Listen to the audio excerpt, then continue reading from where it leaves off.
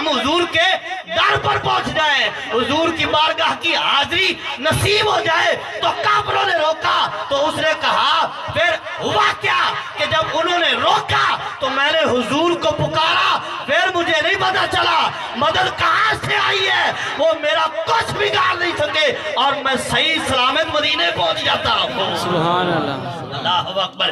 کہا پھر میری مدد ہو گئی ہے۔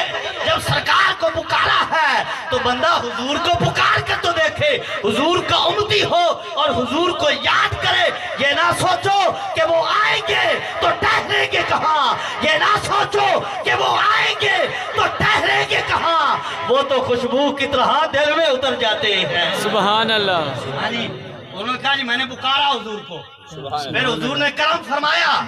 اور ام المومنین عائشہ رضی اللہ تعالیٰ عنہ فرماتی ہے، میں نے عرض کیا رسول اللہ یہ آج آپ نے جملے فرمائے، اس کا مطلب کیا ہے؟ خیر تو